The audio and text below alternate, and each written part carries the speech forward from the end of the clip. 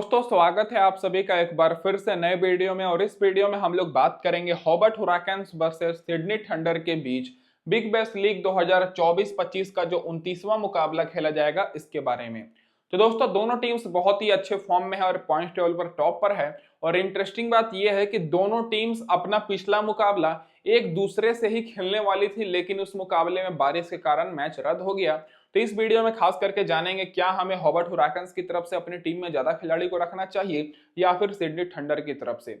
तो गौर करिएगा, ये जो मुकाबला है 10 जनवरी को दोपहर में 1:45 पर स्टार्ट हो जाएगा। और ग्राउंड की बात करें तो बेली रीफ ओवल हॉबर्ट में मैच है, जो कि हॉबर्ट हुराकन्स का होम ग्राउंड है। तो डायरेक्ट बात कर लेते हैं दोस्तों इस ग्राउंड की पिच रिपोर्ट के ऊपर। तो अभी तक दोस्तों इस ग्राउंड पर पूरे बिग बैश लीग के इतिहास में 65 मुकाबले हुए हैं, जिसमें से पहले बैटिंग करने वाली टीम 33 बार जीती है और चेस करने वाली टीम 32 बार। और रिसेंट में हमें यह देखने को मिल रहा है कि जो भी टीम टॉस जीतकर चेस कर रही है वो मैचेस भी जीत रही है। एवरेज स्कोर 165 170 के आसपास है, जो कि दर्शाता है कि बैट्समैन को मदद मिलती है इस ग्राउंड पर। हाईएस्ट स्कोर 212 रन है और लोएस्ट स्कोर यहां पर मेलबर्न रेनिगेट्स का 60 रन का है। स्कोरिंग पैटर्न देखिएगा तो 150 के नीचे दोस्तों 11 बार स्कोर बना है, 150 और 170 के बीच में 25 बार, 170 और 190 के बीच में 22 बार और 190 के ऊपर 7 बार स्कोर किया है। तो दोस्तों ये तो हो गई ओवरऑल पिच रिपोर्ट। अब डायरेक्ट बात कर लेते हैं जो रिसेंट के मुकाबले इस सीजन के इस ग्राउंड पर खेले गए हैं उसके स्टैट्स के ऊपर। तो अभी तक दोस्तों इस बिग बैश लीग के सीजन में इस ग्राउंड पर 3 मैचेस हुए हैं। और जो पिछला मुकाबला कुछ ही दिन पहले खेला गया, जिसमें एडिलेड स्ट्राइकर्स की टीम 186 रन का टारगेट दी थी इस ग्राउंड पर, और इस टारगेट को हॉबर्ट हुराकन्स की टीम आसानी से चेस करके 5 विकेट से जीत गई। तो आप लोग समझ ही सकते हैं कि कितना अच्छा यहाँ पर बैट्समैन को मदद मिलती है, क्योंकि 186 का टारगेट चेस करना भी बहुत मायने रखता है, जिसमें फास्ट बॉलर को 4 विकेट ही मिली थी और स्पिनर को 6 विकेट। और उससे पहले कुछ हफ्ते पहले एक और मुकाबला हुआ था जिसमें हॉबर्ट हुराकन्स 161 रन का टारगेट दी थी, और इस टारगेट को सिडनी सिक्सर्स चेज नहीं करने पाई और हॉबर्ट हुराकन्स 50 रन से जीत गई, जिसमें फास्ट बॉलर को 12 विकेट मिली और स्पिनर को मात्र 4 विकेट। और इसी सीजन एक और मुकाबला हुआ था 2-3 हफ्ते पहले, जिसमें पर्थ स्कोचर्स 155 रन का टारगेट दी थी और इस टारगेट को हॉबर्ट हुराकन्स 156 रन बनाकर चेस करके 8 विकेट से जीत गए, जिसमें फास्ट बॉलर को 6 विकेट और स्पिनर को 1 विकेट मिली। तो पिछला जो तीनों मैच इस ग्राउंड पर हुआ है, तीनों का तीनों मैच हॉबर्ट हुराकन्स जीती है। और इस ग्राउंड पर हॉबर्ट हुराकन्स बहुत ही अच्छा परफॉर्मेंस करती है, जो कि आप लोग देख ही रहे होंगे। और फास्ट बॉलर को इस ग्राउंड पर ज्यादा मदद मिलती है, क्योंकि अभी तक इस सीजन फास्ट बॉलर इस ग्राउंड पर 22 विकेट लिए हैं और स्पिनर्स दोस्तों 11 विकेट, जिसमें से फर्स्ट इनिंग में फास्ट बॉलर को मिली है 13 विकेट और स्पिनर्स को मात्र 3 विकेट, और सेकंड इनिंग में फास्ट बॉलर को मिली है 9 विकेट और स्पिनर्स को 8 विकेट। तो जो भी टीम दोस्तों पहले बॉलिंग कराएगी उनकी आपको फास्ट बॉलर पर ज्यादा फोकस करना है। सेकंड इनिंग में स्पिनर्स यहां पर थोड़े से मदद मिलती है, तो सेकंड इनिंग में जो भी टीम बॉलिंग कराएगी उसके आपको स्पिनर्स पर फोकस कर लेना है। अब इसके बाद डायरेक्ट बात कर लेते हैं दोस्तों प्लेइंग 11 क्या रहने वाली है दोनों टीम्स की। तो सबसे पहले बात कर लेते हैं सिडनी थंडर की प्लेइंग 11 के बारे में। तो उससे पहले मैं अपने भाइयों को ये बोल दूं कि जो भी भाई लोग अभी तक हमारे चैनल को सब्सक्राइब नहीं किए हैं सब्सक्राइब कर दीजिए, ताकि इसी तरह सारे मैचेस की अपडेट्स आपको सबसे पहले मिलती रहे। और वीडियो को लाइक कर दिए दोस्तों, जिससे मुझे मोटिवेशन मिलती रहे और मैं आप लोग के लिए इससे भी शानदार वीडियो लाता रहूं। तो सबसे पहले सिडनी थंडर की बात करें तो इधर से आपको ओलिवर डेविस के साथ डेविड वार्नर ओपनिंग करते हुए दिखेंगे। और दोनों टीम्स में दोस्तों 2-2 3-3 चेंजेस होने वाले हैं, जो कि आप सभी को जानना जरूरी है, क्योंकि कुछ बड़े बड़े खिलाड़ी अनअवेलेबल हैं और कुछ नए खिलाड़ी को स्क्वाड में भी ऐड किया गया है। फिर तीसरे नंबर पर मैथ्यू गिलक्रिस्ट आएंगे, फिर सैम बिलिंग्स और सैम कैंट्रोस इस मुकाबले में खेलते हुए दिखेंगे, क्योंकि रदरफोर्ड अनअवेलेबल है। और सैम कैंट्रोस दोस्तों ओपनिंग भी कर सकते हैं डेविड वार्नर के साथ, और ओलिवर डेविस नीचे भी बैटिंग कर सकते हैं। फिर यहाँ पर वेबजन आएंगे, फिर Chris Green, Daniel Christian, Tom Andrews और मोहम्मद हसनैन को स्क्वाड में ऐड किया गया है, क्योंकि लॉकी फर्गूसन दोस्तों अवेलेबल नहीं है। तो लॉकी फर्गूसन की जगह पर मोहम्मद हसनैन दिखेंगे खेलते हुए, बाकी वेस अगार। तो केवल 2 चेंजेस होगा, एक चेंजेस सैम कंट्रोस आएंगे रदरफोर्ड की जगह पर और लॉकी फर्गूसन की जगह पर मोहम्मद हसनैन। और बाकी पावर प्ले में मोहम्मद हसनैन और डैनियल क्रिस्टियन बॉलिंग कराएंगे, और आखिरी ओवर में मोहम्मद हसनैन और वेस अगार। ये तो हो गई सिडनी थंडर की प्लेइंग 11।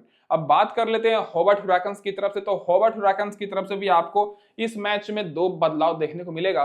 तो सबसे पहले मिचेल ओवेन और यहाँ पर मैथ्यू वेड तो ओपनिंग करेंगे ही, साथ में इनके बाद दोस्तों यहाँ पर केलेब जेवेल आएंगे, क्योंकि दोस्तों सही होप भी अनअवेलेबल है। और उसके बाद Ben McDermott, Nikhil Chaudhary, Tim David, Chris Jordan, Nathan Ellis, Riley Meredith, Billy Stanlake और यहाँ पर पीटर हॉट्सग्लू आपको वापसी करते हुए दिखेंगे क्योंकि सलाम खेल भी अनअवेलेबल हैं। तो दोनों टीम्स में दो दो चेंजेस आपको देखने को मिलेगा। और पावर प्ले में दोस्तों हॉबर्ट हुराकन्स की तरफ से रेली मेरेदिथ और बिली स्टैनलेक बॉलिंग कराएंगे और आखिरी ओवर में नाथन नील्स और क्रिस जॉर्डन। तो ये तो हो गई दोस्तों दोनों टीम्स की पूरी डिटेल प्लेइंग 11। अब डायरेक्ट बात कर लेते हैं दोस्तों रीसेंट फॉर्म के ऊपर। तो सबसे पहले बात करेंगे हॉबर्ट हुराकन्स की तरफ से।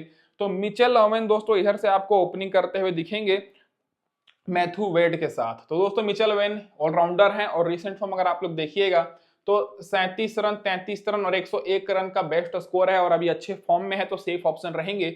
और बिग बैश से पहले भी ये कुछ मैचेस में अच्छा पारी खेले हैं और हालांकि अभी ये बॉलिंग नहीं करा रहे हैं, तो आप लोग अगर रखिएगा तो इनको तो एज अ बैट्समैन ही रखिएगा। तो टॉप ऑर्डर से ये सेफ ऑप्शन रहने वाले हैं। मैथ्यू वेड की बात करें तो मैथ्यू वेड पिछले मैच में 27 रन की पारी खेले, उससे पहले 15 रन और लगातार 4 मैचेस में फ्लॉप हुए थे और उससे पहले भी इनका परफॉर्मेंस खराब ही था। तो इस मुकाबले में मैथ्यू वेड भले ही पिछले मैच में 27 रन की पारी खेले हों लेकिन रिस्की ऑप्शन ही रहेंगे, तो आपको ओपनिंग में मिचेल ओवेन के ऊपर ज्यादा फोकस करना है। सी जेवल की बात करें तो 2-3 मैच नहीं खेले थे, फिर दोस्तों सही होप की जगह पर इनको इस मैच में मौका मिलेगा। पिछले मैच में जब खेले थे तो 22 रन और 32 रन का इनका बेस्ट स्कोर है, बाकी इनका भी फ्लॉप होने का चांसेस ज्यादा है। और बिग बैश से पहले 45 रन और 42 रन का इनका बेस्ट स्कोर है, बाकी सारे मैचेस में ये भी फ्लॉप परफॉर्मेंस ही दिए हैं। तो सी जेवल भी इस मुकाबले में रिस्की ऑप्शन रहेंगे। बेन मैकडरमोट की बात करें तो ये सबसे एक्सपीरियंस वाले खिलाड़ी हैं, जो कि मैं आपको शुरू से बोल रहा हूं। पिछले मैच में 17 रन की पारी खेले, उससे पहले 34 रन, 68 रन, फिर 64 रन एक मैच में बनाए थे, एक मैच में 5 रन नॉट आउट रहे थे। तो ये परफॉर्मेंस बहुत ही अच्छा करते हैं और लगातार बिग बैश से पहले भी परफॉर्मेंस करते आ रहे हैं और फ्लॉप होने का चांसेस इनका बहुत ही कम है। तो दोस्तों जो टॉप के 4 खिलाड़ी हैं इनमें से मिचेल ओवेन आप लोग के लिए एक इंपॉर्टेंट रहेंगे और दूसरे बेन मैकडरमोट, बाकी मैथ्यू वेड और सी जेवल थोड़े रिस्की रहेंगे, तो आपको ग्रैंड लीग में उनको रखना है। निखिल चौधरी की बात करें तो जब टूर्नामेंट स्टार्ट हुआ था तो निखिल चौधरी दोस्तों उतना अच्छा पारी नहीं खेल पा रहे थे, लेकिन पिछले 3 मैचेस में देखा जाए तो 22 रन और उससे पहले 42 रन 1 विकेट, फिर 20 रन 1 विकेट। तो पिछले 3 मैचेस में इनका परफॉर्मेंस में बढ़ोतरी हुआ है। तो ये दोस्तों इस मैच के लिए इंपॉर्टेंट रहेंगे, तो इनको आपको अपनी टीम में रखना है। टीम डेविड की बात करें तो टीम डेविड भले ही पिछले मुकाबले में 62 रन नॉट आउट की पारी खेले हों, लेकिन रिस्की ऑप्शन ही रहेंगे क्योंकि बैटिंग ऑर्डर बहुत नीचे है और उससे पहले लगातार 4 मैच में भी लगातार फ्लॉप हुए थे, केवल एक मैच में 33 रन का रिकॉर्ड है और बिग बैश से पहले भी ये लगातार फ्लॉप परफॉर्मेंस देते आ रहे हैं। तो भले ही पिछले मैच में अच्छी पारी खेले हों लेकिन थोड़े रिस्की रहेंगे। और अगर आप लोग को टीम डेविड को रखना है तो अगर हॉबर्ट हुराकन्स की टीम पहले बैटिंग करती है तभी लेना है। क्रिस जॉर्डन की बात करें तो सेफ ऑप्शन रहेंगे, तो क्रिस जॉर्डन के ऊपर आपको फोकस करना है क्योंकि पिछले मैच में 4 रन 1 विकेट की पारी खेले, फिर 16 रन 3 विकेट, 17 रन 2 विकेट। कुछ मैचेस में फ्लॉप हुए थे लेकिन अभी पिछले 3 मैचेस में इन्होंने 6 विकेट ले लिया है और बैटिंग भी अच्छी खासी कर लेते हैं, तो सेफ ऑप्शन रहने वाले हैं। अब कप्तान नाथन नील्स की बात करें तो देखा जाए तो पिछले मैच में तो विकेट नहीं मिली, लेकिन उससे पहले लगातार 2 मैच में 1 विकेट लिए थे, फिर 35 रन 2 विकेट की भी पारी खेले हैं और एक मैच में इनको 3 विकेट मिला है। तो नाथन नील्स उतने भी अच्छे विकेट टेकर बॉलर नहीं है लेकिन भरोसेमंद रहेंगे, तो अगर आप लोग इनको रखते हैं तो ग्रैंड लीग में ज्यादा इंपॉर्टेंट रहेंगे या स्मॉल लीग में ड्रॉप कर सकते हैं। बाकी रेली मेरेदिथ सेफ ऑप्शन रहेंगे क्योंकि एक मैच में इनको 3 विकेट मिला है, लगातार सारे मैचेस में विकेट लेते आ रहे हैं। बिली स्टैनलेक की बात करें तो इनका भी परफॉर्मेंस बेहतर है, पिछले 3 मैच में 4 विकेट मिला है। और पीटर हॉट्सग्लू की बात करें तो रिस्की ऑप्शन रहेंगे क्योंकि लगातार इनको 4-5 मैचेस में विकेट नहीं मिला है और जब पिछली बार खेले थे तो 1 विकेट मिला था। तो बॉलिंग में दोस्तों यहाँ पर आप लोग के लिए जो 2 सेफ ऑप्शन रहेंगे, एक रेली मेरेदिथ रहेंगे और एक बिली स्टैनलेक। बाकी नाथन नील्स ग्रैंड लीग के लिए और पीटर हॉट्सग्लू भी ग्रैंड लीग के लिए। अब इसके बाद डायरेक्ट बात कर लेते हैं बाकी जो खिलाड़ी बेंच पर बैठे हैं और खेल सकते हैं। तो सबसे पहले बात कर लेते हैं सी वकीम, जो कि इनको बेंच पर बैठाया जाता है हर मैच में लेकिन खेलते नहीं है, और पी डॉनली भी इस मैच के लिए बेंच पर हैं, और मार्कोस बीन। ये टॉप के 3 खिलाड़ी हैं जो कि बेंच पर बैठे हैं, स्क्वाड में हैं, इस मैच में खेल सकते हैं। बाकी सही होप हो गए, फिर सलाम खेल हो गए, फिर जैक जॉर्डन हो गया, मैक ब्राइट और यहाँ पर नीचे के खिलाड़ी हैं, ये 5 खिलाड़ी इस मैच के लिए अवेलेबल नहीं है। तो इन 5 पर आपको फोकस नहीं करना है, केवल टॉप के 3 खिलाड़ी पर ही फोकस करना है जो कि खेल सकते हैं। अब इसके बाद डायरेक्ट बात कर लेते हैं हेड टू हेड रिकॉर्ड और वेन्यू रिकॉर्ड के बारे में। तो जैसा कि आपको पता है कि ये हॉबर्ट हुराकन्स का होम ग्राउंड है, तो हॉबर्ट हुराकन्स के ज्यादातर खिलाड़ियों का इस ग्राउंड पर आपको बेहतर रिकॉर्ड देखने को मिलेगा। तो मिचेल ओवेन की बात करें तो दोस्तों मात्र 10 का एवरेज है, हेड टू हेड में देखा जाए सिडनी थंडर के खिलाफ, और इस ग्राउंड पर 57 का है। तो मिचेल ओवेन सेफ ऑप्शन रहेंगे, जो कि मैंने आपको बताया। मैथ्यू वेड का 40 का एवरेज है और ग्राउंड पर 23 का है, लेकिन रिसेंट फॉर्म थोड़ा सा गड़बड़ाया हुआ है। तो मैथ्यू वेड को अगर आप लोग रखते हैं तो केवल ग्रैंड लीग में ही रखिएगा। बाकी सी जेवेल की बात करते हैं, 51 का एवरेज है, ग्राउंड पर 23 का है, लेकिन इनका भी रिसेंट फॉर्म थोड़ा सा गड़बड़ है। तो ये दोनों खिलाड़ी ग्रैंड लीग के लिए ट्रम्प ऑप्शन हो सकते हैं। बाकी बेन मैकडरमोट की बात करें तो 39 का एवरेज है, अच्छे हैं, और ग्राउंड पर 37 का है। और निखिल चौधरी के एक मैच में 2 विकेट लिए हैं सिडनी थंडर के खिलाफ, और इस ग्राउंड पर 29 का एवरेज है, 5 मैच में 4 विकेट मिला है। बाकी लो ऑर्डर के खिलाड़ी टीम डेविड की बात करें तो 35 का एवरेज है हेड टू हेड में, और इस ग्राउंड पर 34 का है। तो पहले बैटिंग करती है टीम तो रख सकते हैं, नहीं तो रिस्की रहेंगे। क्रिस जॉर्डन का बेहतर रिकॉर्ड है, 3 मैच में 6 विकेट है हेड टू हेड में सिडनी थंडर के खिलाफ, और इस ग्राउंड पर 9 मैच में 8 विकेट। बाकी बॉलर में बात करें तो नाथन हिल सबसे एक्सपीरियंस वाले बॉलर हैं, 8 मैच में 12 विकेट लिए हैं, इस ग्राउंड पर 26 मैच में 36 विकेट। रेली मेरेदिथ 8 मैच में 9 विकेट है, और इस ग्राउंड पर 28 मैच में 38 विकेट। बाकी बिली स्टैनले की बात करें तो 10 मैच में 8 विकेट लिए हैं हेड टू हेड में, और इस ग्राउंड पर 7 मैच में 10 विकेट। और पीटर हॉर्ट्जग्लू की बात करें तो 4 मैच में 2 विकेट, और इस ग्राउंड पर 5 मैच में 8 विकेट। तो ग्राउंड पर मैक्सिमम खिलाड़ी ज्यादा मैचेस खेले हैं, तो ठीक ही आपको रिकॉर्ड देखने को मिलेगा। अब इसके बाद डायरेक्ट बात कर लेते हैं सिडनी थंडर के खिलाड़ियों के बारे में। तो दोस्तों सिडनी थंडर की तरफ से आपको ओपनिंग करते हुए ओलिवर डेविस नहीं के साथ आपको डेविड वार्नर दिखेंगे। अगर दोस्तों ओलिवर डेविस ओपनिंग नहीं करते हैं, तब दोस्तों डेविड वार्नर के साथ आपको सैम कॉन्ट्रास ओपनिंग करते हुए दिख सकते हैं। तो ये दोनों ओपनिंग करेंगे दोस्तों डेविड वार्नर के साथ। डेविड वार्नर तो कंपलसरी है कि ओपनिंग करेंगे। अब दोस्तों बात कर लेते हैं परफॉर्मेंस के बारे में। तो डेविड वार्नर बहुत ही अच्छे फॉर्म में आ चुके हैं, लगातार सारे मैचेस में परफॉर्मेंस कर रहे हैं। पिछले मैच में 50 रन की पारी खेले, उससे पहले 49 रन, 86 रन। शुरू में थोड़ा सा परफॉर्मेंस गड़बड़ाया था, लेकिन लगातार अभी रिसेंट में अच्छा परफॉर्मेंस कर रहे हैं और टीम को भी टॉप ऑर्डर में बनाए हुए हैं। बाकी ओलिवर डेविस का परफॉर्मेंस बहुत ही खराब चल रहा है, एक मैच में केवल 47 रन की पारी खेले हैं। बिग बैश से पहले भी परफॉर्मेंस इनका खराब था। तो दोनों ओपनर में देखा जाए तो आपको केवल डेविड वार्नर पर फोकस करना है। ओलिवर डेविस रिस्की ऑप्शन रहेंगे, तो उनके ऊपर आपको ना के बराबर फोकस करना है। बाकी मैथ्यू गिलक्रिस्ट की बात करें तो इनका परफॉर्मेंस थोड़ा सा बेहतर है, लेकिन इनको कम लोगों ने लिया है, ये ट्रम्प ऑप्शन हो सकते हैं। तो मैथ्यू गिलक्रिस्ट भी इस मुकाबले के लिए इंपॉर्टेंट रहेंगे। लेफ्ट हैंडेड बैट्समैन है, पिछले मैच में 20 रन की पारी खेले, उससे पहले 43 रन, 23 रन, 18 रन। शुरू में परफॉर्मेंस थोड़ा सा गड़बड़ था, लेकिन बिग बैश से पहले 74 रन और 32 रन की एक मैच में पारी ये भी खेल चुके हैं। तो मैथ्यू गिलक्रिस्ट इंपॉर्टेंट रहेंगे, ट्रम्प ऑप्शन रहेंगे, तो आपको फोकस करना है। सैम बिलिंग्स की बात करें तो पता नहीं क्यों सैम बिलिंग्स को मैक्सिमम लोग अपनी टीम में रखे हैं, लेकिन सैम बिलिंग्स का परफॉर्मेंस देखिएगा तो पिछले 3 मैचेस में 10-10, 13 रन के आसपास इन्होंने स्कोर किया है। और इस सीजन का इनका जो बेस्ट स्कोर है वो दोस्तों 72 रन का है, केवल एक मैच में, बाकी सारे मैचेस में फ्लॉप परफॉर्मेंस दिए हैं। और बिग बैश से पहले एक मैच में 56 रन और एक मैच में 37 रन की पारी खेले हैं। नहीं तो बाकी सारे मैचेस में अगर आप लोग इनको देखिएगा तो 10 और 20 रन के आसपास इनका स्कोर आपको देखने को मिलेगा। तो आप लोग क्या कर सकते हैं कि सैम बिलिंग्स को ना लेकर दोस्तों आप लोग यहाँ पर मैथ्यू गिलक्रिस्ट के ऊपर फोकस करिए, जिनका रिसेंट फॉर्म थोड़ा सा बेहतर है। अब इसके बाद सैम कॉनस्टार्स की बात करें तो इनका रिसेंट फॉर्म बेहतर है, लेकिन अभी नए खिलाड़ी हैं, एक मैच में मौका मिला था, ओपनिंग किए थे, लेकिन 0 पर आउट हो गए थे।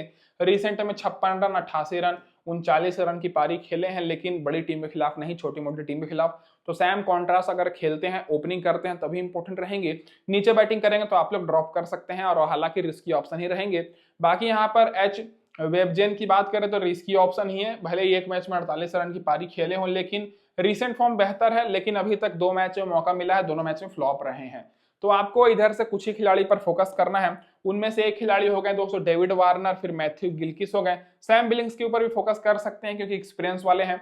बाकी आपको किसी को खिलाड़ी पर फोकस नहीं करना है। अब डायरेक्ट आपको लो ऑर्डर के खिलाड़ी क्रिस ग्रीन के ऊपर फोकस करना है, क्योंकि क्रिस ग्रीन भले ही पिछले मैच में मात्र 5 रन की पारी खेले हों, लेकिन उससे पहले इन्होंने 11 रन 3 विकेट, फिर 1 रन 6 रन 1 विकेट और 8 रन 3 विकेट की पारी खेले हैं। तो क्रिस ग्रीन बेहतर ऑलराउंडर हैं। डैनियल क्रिस्टियन के बारे में तो मैंने आपको पिछली वीडियो में भी बताया था कि 23 रन की पारी खेले थे, 1 विकेट और बहुत ही अच्छे ऑलराउंडर हैं। तो ये भी दोस्तों इस मुकाबले में सेफ ऑप्शन रहेंगे। तो दोनों ऑलराउंडर्स पर आपको बहुत ज्यादा फोकस करना है, और Daniel Christian captain vice captain के लिए भी बेस्ट रहेंगे।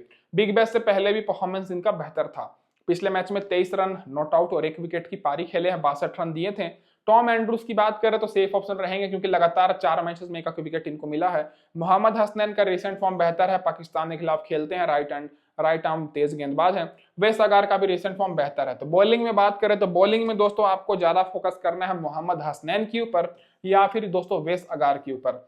टॉम एंड्रूज को विकेट तो मिल रही है लेकिन केवल एक विकेट मिल रही है, तो वो दोस्तों उतने इंपॉर्टेंट नहीं रहेंगे।